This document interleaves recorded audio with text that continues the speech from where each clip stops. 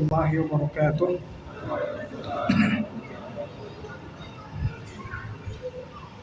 Alhamdulillahi rabbil alamin wa bihi nasta'in ala umuri dunya waddin. Wassalatu wassalamu ala asyrafil anbiya'i wal mursalin wa ala alihi wa ashabihi wa man tabi'ahum bi ihsanin ila yaumiddin.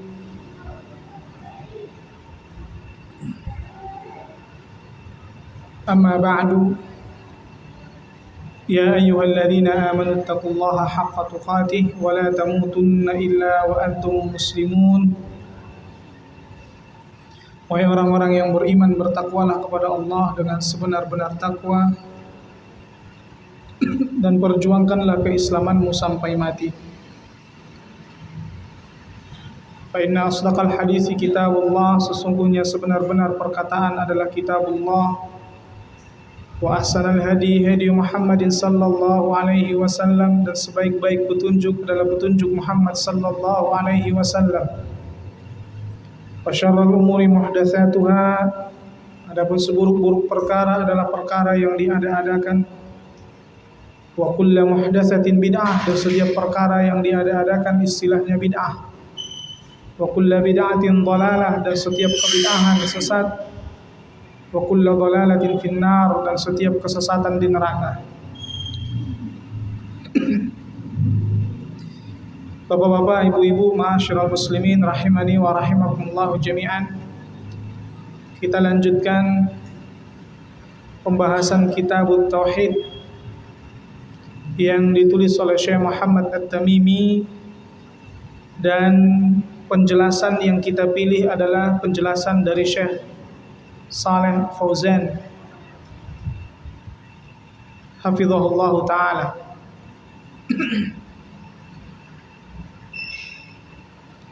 Sekarang bab yang ke-11,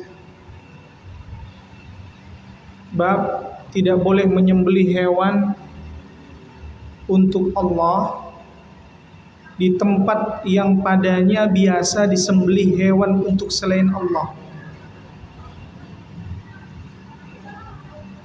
Itu tidak boleh beribadah di tempat yang biasa beribadah kepada selain Allah. Namun di sini Syekh Muhammad At-Tamimi lebih mentafsil, memperinci, ya, karena menyembelih itu adalah ibadah. Beliau fokusnya ke menyembelih. Tidak boleh menyembelih hewan untuk Allah di tempat yang biasa disembelih hewan untuk selain Allah. Dalilnya beliau sampaikan, la takum fihi abada, janganlah kamu sholat di masjid itu selama-lamanya. Karena di masjid itu orang-orang sholat kepada selain Allah. Masjid yang dibangun oleh orang-orang munafik disebut dengan masjid apa? Masjid Dirar. Masjid apa? Dirar. Dibangun oleh orang-orang munafik. Masjid tersebut buat nandingin masjid lain. Tujuannya untuk memecah belah. Tujuannya untuk agar barisan kaum muslimin terpecah. Maka Allah katakan, ini tujuan dibangun masjidnya udah gak benar.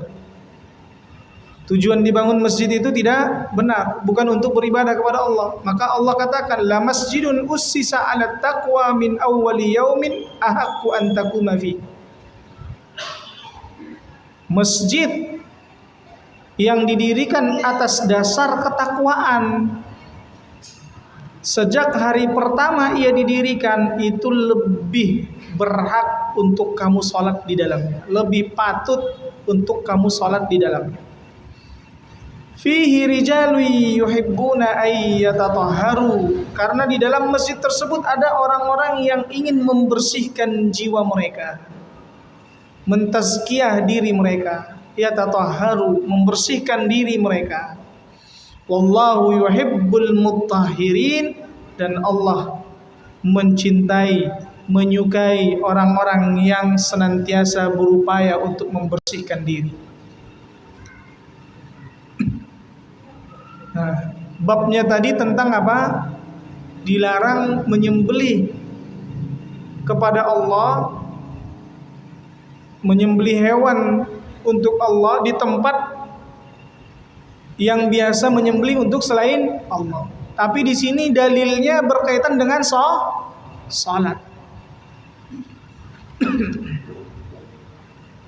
Maka apa kaitannya bab ini, ayat ini dengan bab? Nah, di sini Syekh Shalih Fauzan mengatakan menyamakan semua tempat yang disediakan untuk menyembelih bagi selain Allah dengan masjid yang disediakan untuk bermaksiat kepada Allah di dalam larangan beribadah kepada Allah padanya. Jadi di sini Allah samakan, ya, di mana ini sama kias, salat ibadah, nyembelih ibadah. Sebagaimana masjid tidak boleh melakukan salat untuk Allah di sana. Ya, masjid yang dia dibangun untuk bermaksiat, nggak boleh di situ salat. Maka demikian pula tempat yang disediakan untuk menyembelih bagi selain Allah tidak boleh menyembelih di sana untuk Allah. Nah, faedah yang bisa diambil yang pertama, bisa kita ambil dari ayat ini yang pertama, larangan menyembelih karena Allah di tempat-tempat yang disediakan untuk penyembelihan bagi selain Allah. Dikiaskan dengan larangan sholat di masjid yang dibangun atas dasar kemaksiatan kepada Allah. Kias. Karena sholat dan menyembelih itu sama-sama ibadah. Dan bahkan di dalam surah Al-Kautsar Allah gandengkan, fasalli li rabbika wanhar. Maka sholatlah untuk Rabbmu dan menyembelihlah. Ini sama.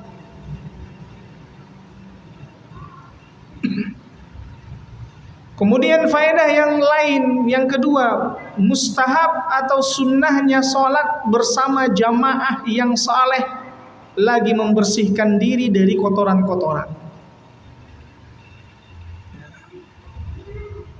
Jadi disunnahkan, dianjurkan. Antum sholat di masjid ini, di mana masjid ini dibangun awalnya untuk dakwah sunnah, menegakkan kalimat tauhid bersama jamaah yang berupaya untuk membersihkan jiwanya. Ada sebagian masjid enggak, dia nyampur di situ, pecinta dunia pun ada. Orang-orang yang menginginkan jabatan, menginginkan pujian. Nah, tentunya di sini berusaha, ya, kita tidak boleh mentazkiyah diri kita. Tidak boleh mentazkiyah masjid kita. Tapi berusaha istiqamah. Kita tidak boleh mengatakan di sini orang-orang yang istiqamah, tidak, tapi orang-orang yang berusaha istiqamah. Wala tuzakku anfusakum. Kalian tidak boleh mentazkiyah diri kalian. Wa a'lamu biman ittaqa. Allah yang lebih tahu siapa yang paling bertakwa. Kemudian yang ketiga, penetapan bahwa Allah mempunyai sifat cinta sesuai dengan sifat yang layak baginya sebagaimana seluruh sifatnya yang lain. Sifat Allah yang lain ada murka, ada tertawa, ada takjub, turun ke langit dunia. Itu sifat Allah. Allah bersemayam di atas arsy, menetap tinggi di atas arsy. Maka ini sifat Allah sesuai dengan kebesaran dan keagungan Allah, yaitu yang layak bagi Allah.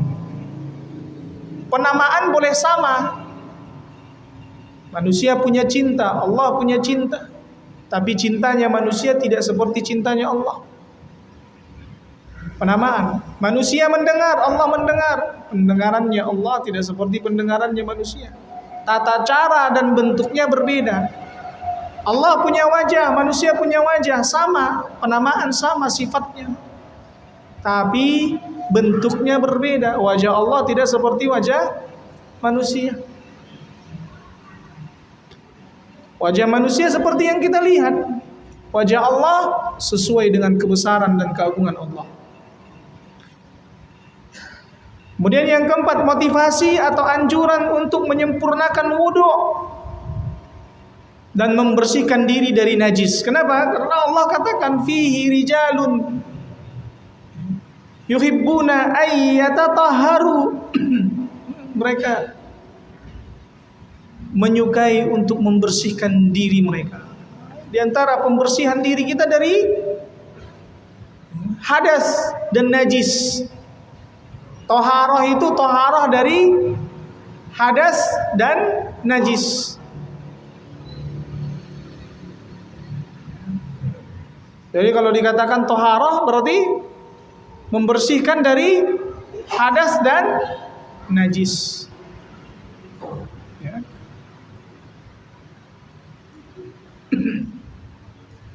Makanya kenapa disimpulkan menyempurnakan wudu? Ya karena ini bentuk pembersihan diri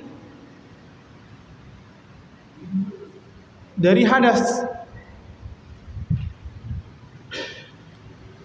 Seorang yang berupaya menyempurnakan wudunya, dia juga akan berupaya menyempurnakan amalan-amalan yang lain.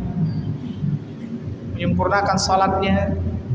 Benar bahwa cukup seseorang dengan sekali mengusap wajah, membasuh wajah sekali, membasuh tangan kanan sekali, tangan kiri sekali, mengusap kepala, kemudian membasuh kaki kanan sekali, kaki kiri sekali, cukup.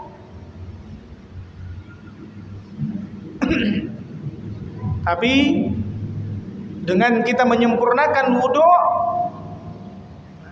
ini sebagai bukti kita berusaha untuk membersihkan, menyempurnakan, membersihkan jiwa. Kemudian yang kelima, niat berpengaruh terhadap tempat. Ini tempatnya ya, di situ sembelih untuk selain Allah. Di mana niat tersebut dari awal dibangun bukan untuk Allah. Maka pengaruh, kita nggak boleh untuk melaksanakan ibadah di situ.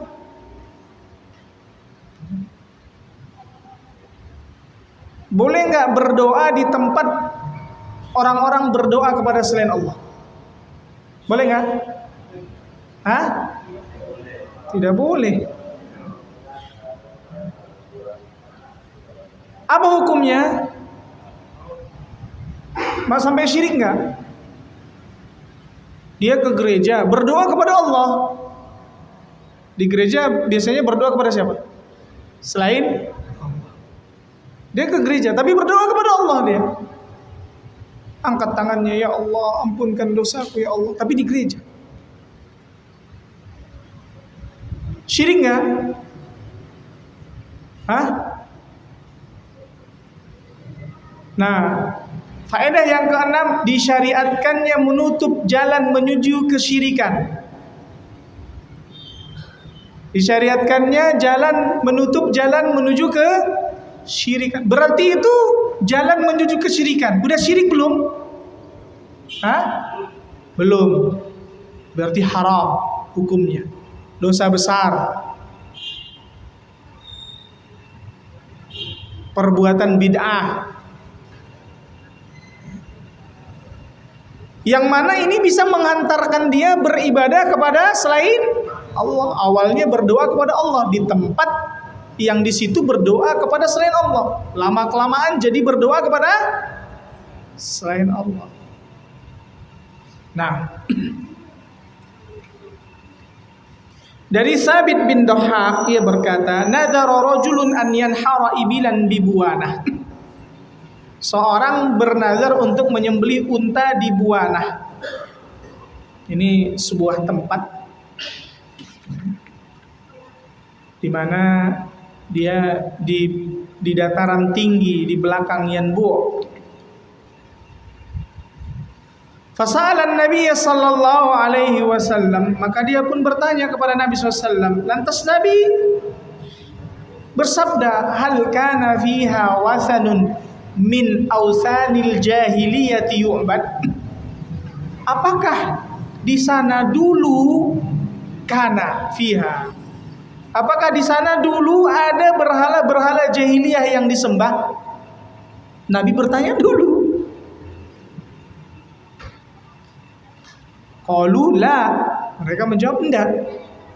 Qala fahal kana fiha idun min a'yadihim? Apakah dulu ada di situ perayaan-perayaan mereka, tempat-tempat jahiliyah, perayaan jahiliyah mereka? Qalu la, enggak. Para sahabat berkata, tidak ada ya Rasul. Faqala Rasulullah SAW, maka Rasulullah SAW bersabda, "Aufi nazraka." Kalau begitu tunaikan nazarmu. Fa innahu la wafa'a li nazrin fi ma'siyatillah. Karena tidak ada penunaian nazar jika bermaksiat kepada Allah. Berarti kalau dia itu tempatnya itu tempat yang ada di situ berhala jahiliyah dulunya atau perayaan-perayaan jahiliyah dulunya, maka itu dianggap oleh Nabi sebagai maksiat. Dan tidak boleh bernazar wala fi ma la yamliku ibnu Adam. Juga enggak boleh bernazar sesuatu yang tidak dimiliki oleh anak Adam. Ana bernazar, ya Allah, kalau seandainya kau kabulkan, aku bisa haji tahun depan, maka akan aku sedekahkan motornya Pak Haji. Coba itu motor siapa? Pak Haji bukan biasa. Ternyata Allah kabulkan. Boleh, Pak Haji, saya naik haji nih. Dulu saya pernah nazar. Kalau nazar saya ini, kalau keinginan saya Allah terima kabulkan, saya harus sedekahkan motor Bapak Pak Haji. Ya gimana ini motor saya? Ya kan saya udah nazar, Pak. Nggak bisa, harus sedekahin. Nggak boleh. Ya, nggak bisa ya. Syekh Firdaus ya. Nggak bisa ya. Nggak bisa, karena Nabi larang. Ente nggak punya malah nazar biar ngasih ke orang lain. Nah, makanya di dalam hadis ini jelas Nabi melarang menyembelih untuk Allah di tempat yang ada berhala jahiliyah atau tempat tersebut mereka biasa lakukan acara kumpulnya jahiliyah. Sekalipun itu dulu dan sekarang sudah hilang.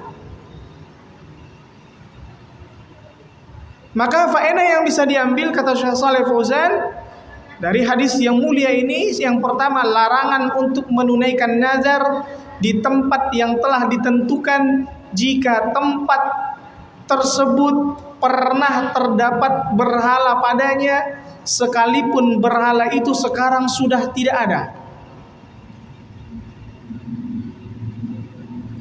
Kemudian yang kedua, larangan menunaikan nazar di tempat yang pernah dilakukan acara perkumpulan jahiliyah, sekalipun acara tersebut tidak dilakukan lagi di tempat itu. Nah, kalau Ka'bah dulu kan ada berhala, Ustaz. Ada nggak?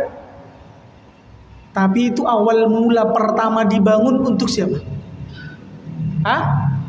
Untuk Allah. Datang masyarakat jahiliyah memasukkan berhala, sehingga setelah itu dibersihkan, dikembalikan ke peruntukannya sedia kala. Nah,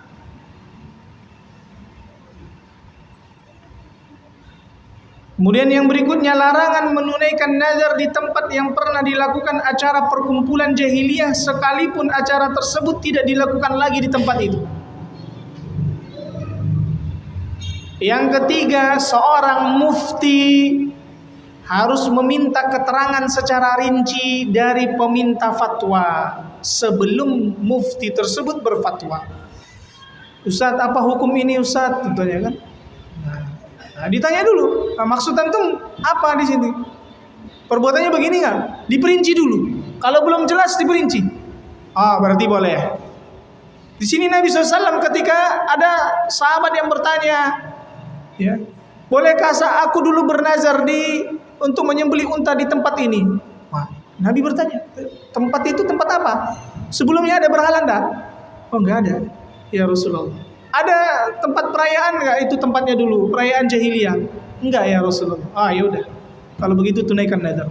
Diperinci dulu. Kemudian yang keempat, menutup jalan yang menyampaikan kepada syirik. Ini bisa menghantarkan seorang tadi berbuat kesyirikan. Atau orang-orang setelahnya jadinya berbuat kesyirikan, maka ditutup dari awal. Nggak boleh. Begitu juga dengan ibadah di kuburan. Dia khawatirkan ke depannya, akhir-akhirnya orang-orang malah beribadahnya kepada penghuni kubur. Kemudian yang kelima, tidak menyerupai kaum musyrikin dalam urusan ibadah dan acara berkumpul mereka, sekalipun tidak memaksudkan kesamaan dengan mereka. Datang ke Borobudur pengen sholat, saya nggak nyembah patung di sana, pengen sholat, gitu. Boleh nggak? Ngumpul-ngumpul boleh nggak? Saya cuma pengen lihat-lihat, ngumpul-ngumpul, boleh nggak? Ya. Ingat ya, makanya walaupun hanya sekedar rekreasi Ustaz, ngapain nanti Ustaz? Itu tempat mereka menghinakan Allah, menyekutukan Allah. Jangan kunjungi. Yang keenam, menyembelih karena Allah di tempat yang kaum musyrikin biasa menyembelih di sana atau di tempat acara perkumpulan mereka adalah maksiat. Jadi, menyembelih di situ yang biasa mereka menyembelih kepada Allah, atau beribadah di tempat yang biasa mereka berkumpul acara-acara jahiliyah, maka itu adalah kemaksiatan. Yang ketujuh, nazar maksiat tidak boleh ditunaikan. Nazar maksiat tidak boleh ditunaikan.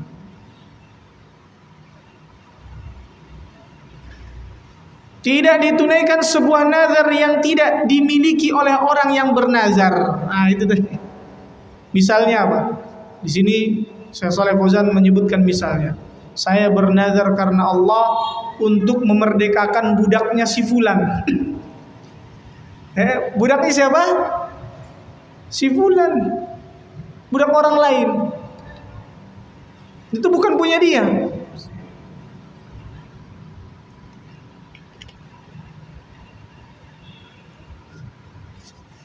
Berikutnya, wajibnya memenuhi nazar yang tidak mengandung maksiat dan dalam perkara yang dimiliki oleh orang yang bernazar. Wajib menunaikannya. Ya. Kemudian yang ke-10, nazar adalah ibadah yang tidak boleh ditujukan kepada selain Allah. Dia ibadah, nazar itu ibadah. Sehingga harus diperuntukkan hanya kepada Allah. Sampai di sini ada pertanyaan sebelum kita masuk bab ke-12. Iya.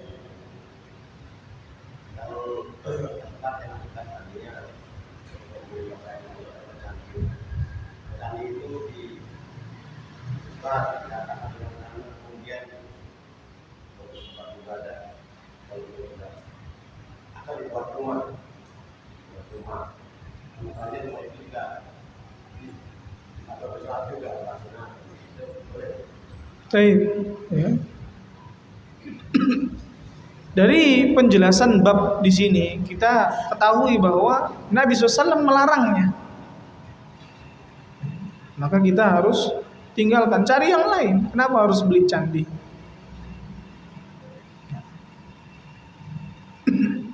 Nah, Allah Ta'ala alam. Ada lagi?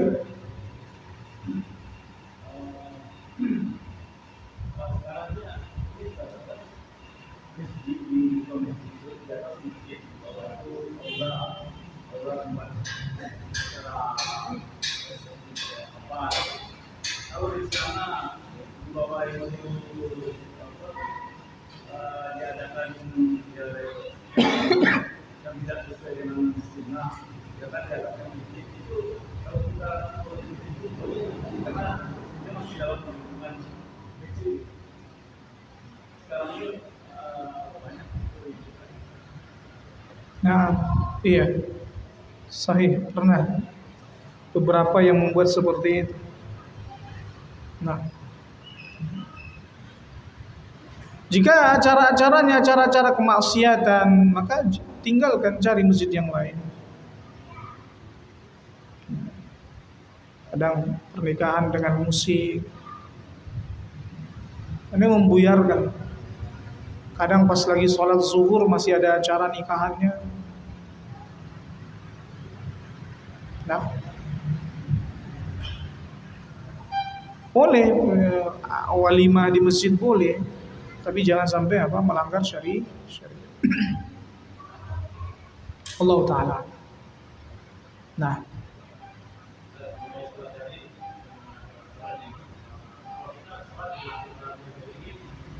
sholat di masjid,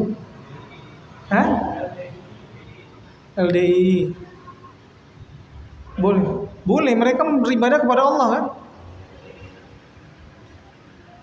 Mereka beribadah kepada Allah. Tinggal lagi terjatuh dalam kesesatan di mana mereka menganggap kaum muslimin selain LDI kafir. Nah, seperti orang-orang Khawarij di masa sahabat dahulu, tetap kaum muslimin, namun mereka termasuk kelompok-kelompok sesat. Tetap saudara kita yang kita harus ajak mereka untuk kembali ke jalan yang lurus.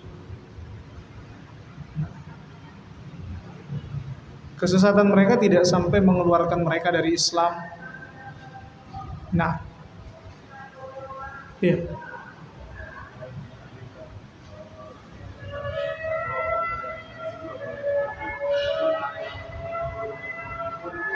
Bentar dulu, kenceng banget, nggak kedengeran ada.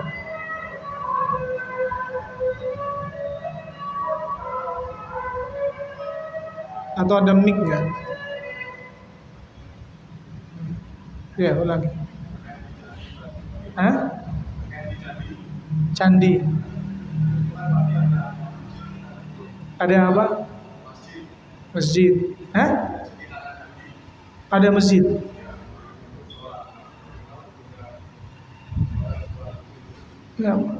Nggak boleh di situ. Situ tempat dia beribadah kepada selain Allah. Itu biasanya karena dibuat sebagai tempat rekreasi kan. Banyak orang muslim akhirnya dibangun di situ masjid. Padahal di situ awalnya tempat untuk beribadah kepada selain Allah. Apa tujuannya itu? Untuk menyatukan agama. Nah,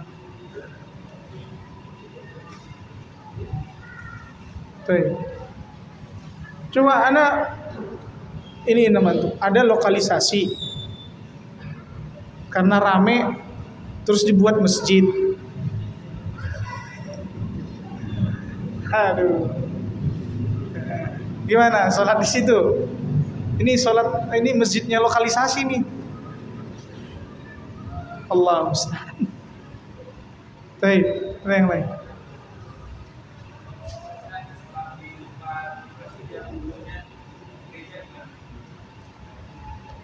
Salat di masjid yang dulunya gereja. Ya itu sama dengan ini. Sama dengan ini. Walaupun realitanya ada sebagian pemimpin yang menjadikan seperti itu, al-asal itu ijtihad. Asalnya ya kita hindarkan kalau tempat tersebut yang dahulunya beribadah kepada ya, selain Allah. Nah, karena jelas Nabi katakan ini dalam hadis ini tidak boleh. Dan Nabi tanya, apakah di situ dulu ada berhala? Nah tentunya kalau gereja ada nggak berhala di situ dulu? Ada. Apakah di situ dulu ada perayaan orang-orang jahiliyah? Ya jelas ada. Nah, baik. Mungkin ada di pikiran antum, sebagian kan ada seperti itu Ustaz. Ya iya benar. Makanya dilarang oleh Nabi SAW. Nah, mana wala wa bara'nya kita? Al-wala wa bara' masih luas tanah Allah. Kenapa harus di situ? Terkesan menggambarkan bahwa perbuatan mereka dahulu itu biasa-biasa aja, nyantai. Apa yang mau ditampakkan sebenarnya? Pengen nampakin toleransi, nggak seperti itu cara toleransi. Apa yang mau ditunjukin sebenarnya dari situ? Nah, ada lagi?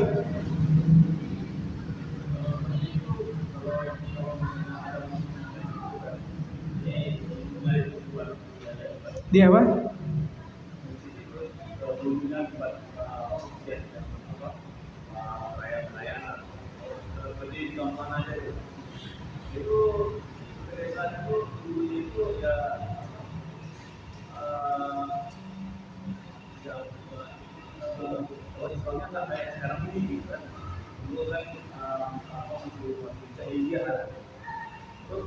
Kalau misalnya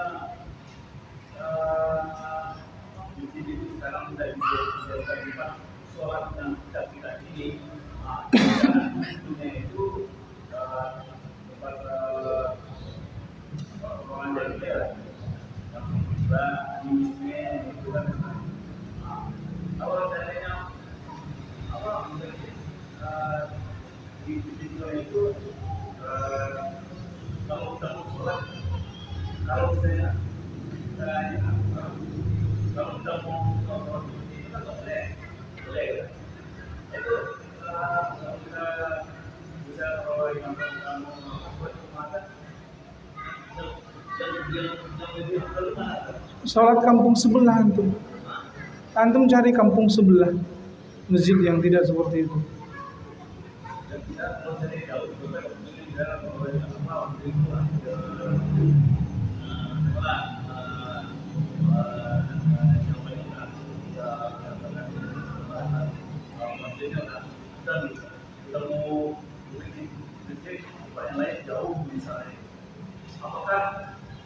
Tapi bisa nggak ke tempat yang lain itu?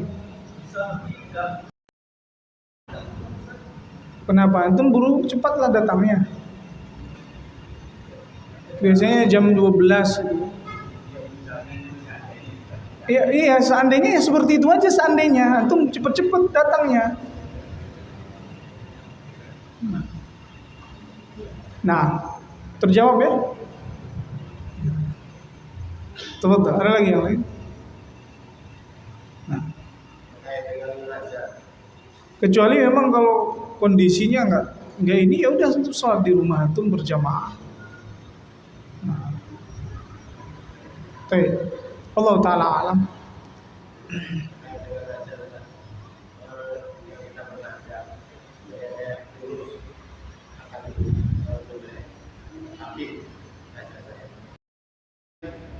Terus belum ada itu selama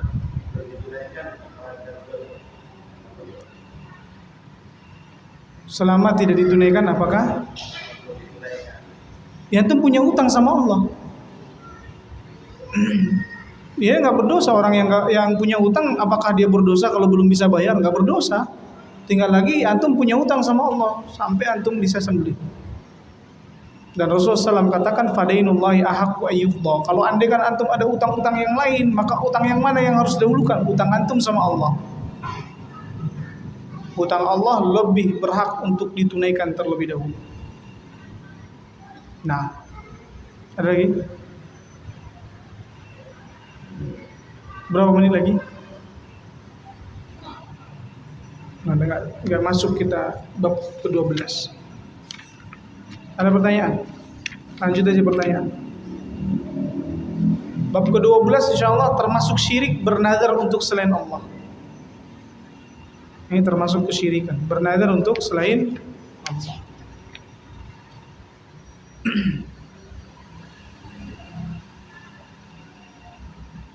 Firman Allah Subhanahu wa taala, yufuna bin nadri, mereka menunaikan nazar. Allah puji orang-orang yang menunaikan nazar. Wa ma anfaqtum min nafaqatin aw nadartum min nadrin fa innallaha ya'lamu, apa yang kalian nafkahkan dan apa saja yang kalian nazarkan sungguhnya Allah mengetahuinya. Itu dalil yang disebutkan oleh Syekh Muhammad At-Tamimi. Apa kaitannya dengan bab kita di sini? Kedua ayat tersebut menunjukkan bahwa nazar adalah ibadah. Sebab Allah memuji orang-orang yang menunaikannya. Allah puji orang-orang yang menunaikan nazar. Sesuatu yang Allah puji karena memang perbuatan tersebut ibadah. Sedangkan Allah tidak akan memuji selain perbuatan menjalankan yang diperintahkan atau menjauhi larangan. Jadi pujian Allah hanya kepada orang yang menjalankan perintah dan menjauhi larangan. Sebagaimana Allah mengabarkan bahwa Allah mengetahui apapun yang kita lakukan berupa memberi sedekah atau nazar, dan Allah akan membalas kita atas hal tersebut. Sedekah yang kita sedekahkan Allah akan balas, nazar yang kita lakukan Allah akan balas. Ini menunjukkan bahwa nazar itu ibadah. Kalau sudah jelas ia suatu bentuk ibadah, maka mengalihkannya untuk selain Allah adalah syirik. Bernazar kepada selain Allah itu kesyirikan. Makanya faedah yang bisa diambil yang pertama, nazar adalah ibadah. Maka memalingkannya untuk selain Allah adalah syirik besar. Kalau ada orang yang bernazar kepada selain Allah, maka syirik besar. Yang kedua, penetapan bahwa Allah mengetahui segala sesuatu. Allah tahu yang telah terjadi, yang sedang terjadi, yang akan terjadi, dan Allah tahu yang belum terjadi. Jika ia terjadi, bagaimana terjadi. Kemudian yang ketiga, penetapan adanya balasan untuk setiap amalan. Setiap amalan, jika amalan itu amalan kebaikan, maka Allah balas kebaikan. Kalau amalan keburukan, Allah balas dengan azab. Kemudian motivasi atau anjuran untuk menunaikan nazar. Diperintahkan untuk menunaikan nazar. Berikutnya hadis sahih dari Aisyah radhiyallahu anha, Rasulullah SAW bersabda, "Man nazara ayyuti Allah falyuti'hu." Barang siapa yang bernazar untuk mentaati Allah, maka hendaklah ia mentaati Allah. Wa man nazara ayyasi Allah fala ya'sihi. Dan barang siapa yang bernazar untuk bermaksiat kepada Allah, maka janganlah ia bermaksiat kepada Allah. Jadi ini menunjukkan bahwa nazar itu harus dalam bentuk ketaatan, tidak boleh maksiat. Jelas di dalam ayat hadis ini menunjukkan bahwa ada nazar yang berupa ketaatan dan ada nazar yang berupa maksiat. Maka hadis ini menunjukkan bahwa nazar adalah ibadah. Nazar itu ibadah. Maka siapa saja yang bernazar untuk selain Allah, berarti dia telah melakukan syirik di dalam peribadatan kepada Allah. Bisa dipahami? Nazar, faedah yang pertama yang disebutkan oleh Syekh Shalih Fauzan, Nazar adalah ibadah, maka memalingkannya, mengalihkannya untuk selain Allah adalah syirik besar. Yang kedua, wajib menunaikan nazar yang mengandung ketaatan. Yang ketiga, haramnya menunaikan nazar yang mengandung kemaksiatan. Ada pertanyaan? InsyaAllah pertemuan yang akan datang bab ke-13. Ya. Hah? Nazar, memulai bernazar makruh. Dalam sebuah hadis Nabi SAW katakan, tidaklah seseorang yang melakukan nazar kecuali dari yang bakhil. Karena harus ada dulu permintaannya yang dia lihat diberikan oleh Allah, baru dia ibadah.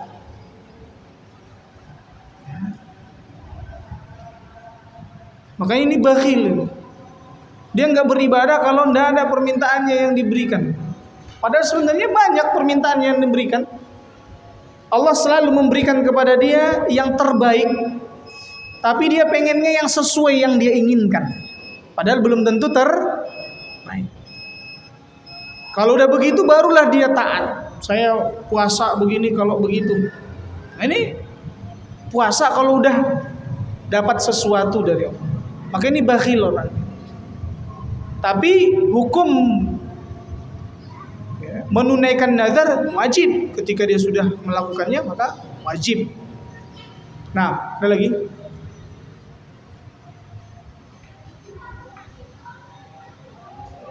Ada lagi? Cukup?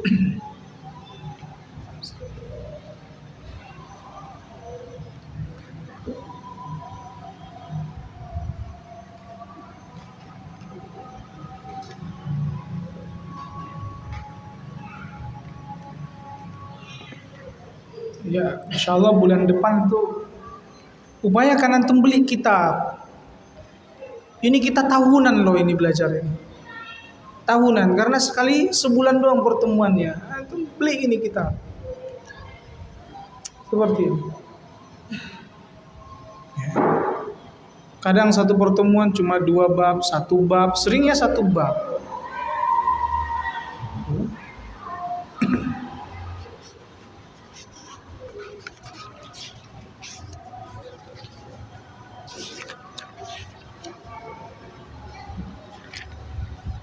Ada 67 bab.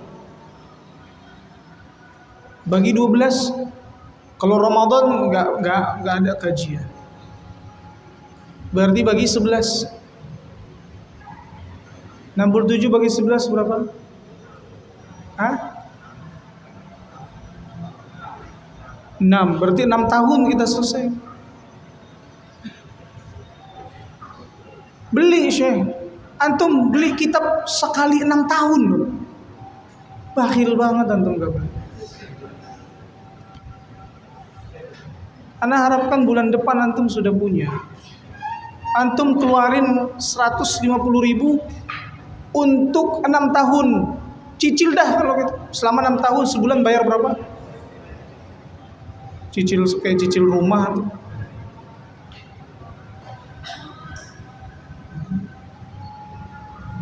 Karena kalau semangat kaum muslimin untuk kembali kepada agama itu masih lemah, tidak akan ada kejayaan.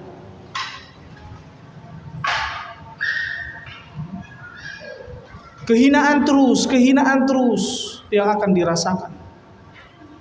Karena yang menancapkan kehinaan itu Allah. Sallallahu alaikum zulla, kata Rasulullah. Allah akan tancapkan ke dalam diri kalian kehinaan. Jika tersebar jual beli riba di mana-mana. Cinta dunia, meninggalkan jihad dalam bentuk harta, bakhil.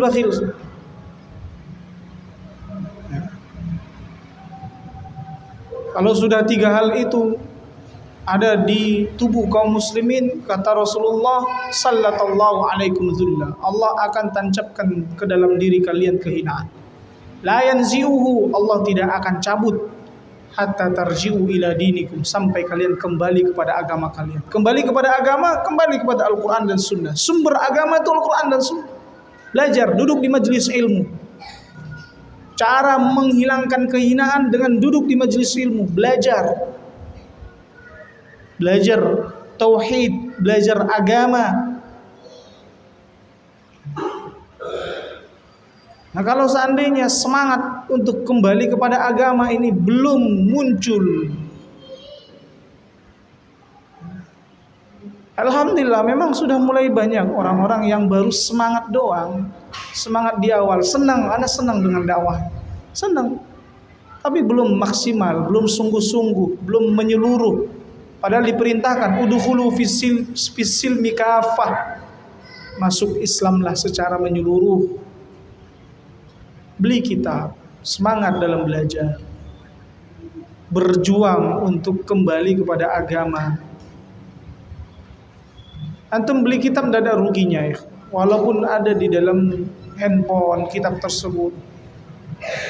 Nanti aset yang setidaknya akan dilihat oleh anak keturunanmu. Dia lihat, wah Abiana dulu pecinta kitab. Akan ada di dalam hatinya itu keinginan nanti untuk melahap kitab ini. Antum beli, dia nggak tahu kalau antum itu nggak baca, nggak masalah. Antum nggak baca, emang beli, tapi dia udah tahu kalau antum suka kitab. Bahkan terkadang dia mengira memang antum baca, dia mengira kalau Abiana itu suka baca. Buktinya apa? Banyak kitab di rumah. Padahal sebenarnya antum nggak baca. Itu diantara upaya melahirkan ulama dari keluarga anak keturunan antum. Cara salah satunya agar terlahir ulama dari keturunan kita, setidaknya kita mulai banyak kitab di rumah, banyak berlemari-lemari. Nah, itu yang ana lihat di rumah dulu Abiana tuh banyak berlemari-lemari kitabnya. Walaupun setelah besar sekarang anak nggak bisa baca, kenapa? Cetakan dulu, kuning-kuning dulu. Sekarang cetakannya kan lebih bagus, beli baru, walaupun udah ada kitab Abiana udah ada, Kutubus Sittah udah ada, anak beli baru lagi. Subul Salam udah ada, anak beli lagi yang baru karena yang lama, wah cetakannya beda, penulisannya, tulisannya beda, lebih jelas yang sekarang, enak. Ya, antum beli ikhwah untuk menanamkan kecintaan terhadap ilmu agar mengembalikan kejayaan kaum muslimin. Subhanakallahumma bihamdik, asyhadu an la ilaha illa anta, astaghfiruka wa atubu ilaik. Assalamualaikum warahmatullahi wabarakatuh.